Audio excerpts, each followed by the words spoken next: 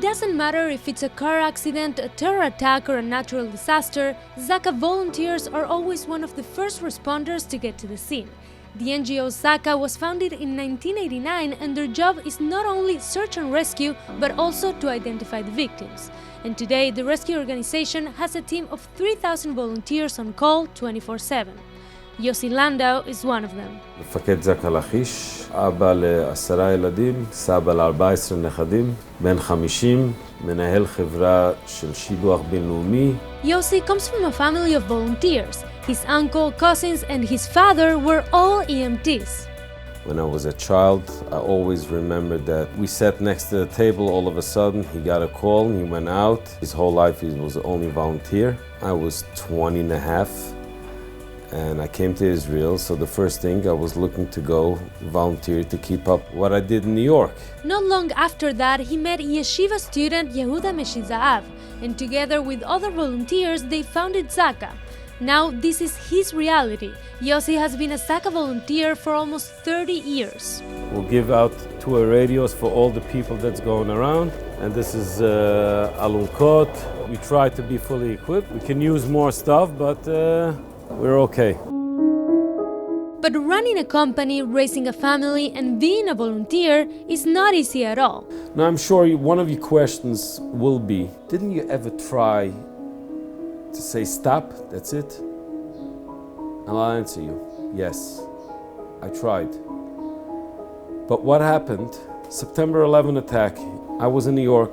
I get a call from ZAKA from Israel on my phone. Yossi, do you know anything about an accident that happened in the World Trade Center? So I said no. After a minute, the radio goes on full force. Yossi rushed to the scene with his brother, uncle, and cousin.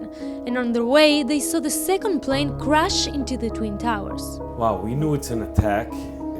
It's not an accident. Once at the scene, while getting his volunteer ID, one of the towers collapsed, and Yossi and a colleague got caught under the debris. Luckily though, after 7 hours of digging their way out, they survived.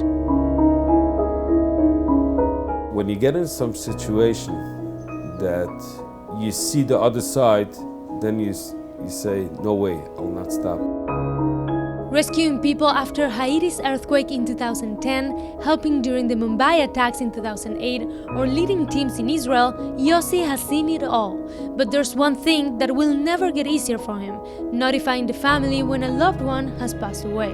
I think it's the hardest job that we can go through. I was even beat it up when I came to a family to tell them the worst, what they can hear. It never stopped me. It made me even more courage to do it. On a cold night 7 years ago, Yossi was sent on a mission to find a kid that had run away from home. But he would have never guessed how important this encounter was going to be. We got a call that a 12-year-old boy is missing. We looked for him a whole night. Finally, we found him in a bush. It was winter, it was very cold, and he was almost freezing to death. He didn't have his father. He didn't get along with his mother. So I took him into my house. The young boy was unofficially adopted by the Landau family with permission from his biological mother. We gave him a room. I took him to the doctors, put him back into school, and we made him a bar mitzvah. He finished school. He's now in the army. We were very proud of it. For the Landaus, who are deeply involved in ZAKA, the volunteers are their extended family, and Yossi has their full support. It's not only you are a ZAKA volunteer. ZAKA volunteer is the entire family. Everybody's involved. ZAKA is a family and a lifestyle. If you're a volunteer, you have an angel that goes with you and watches you. And when you go to volunteer and you do it with your full heart, that's the unique of ZAKA.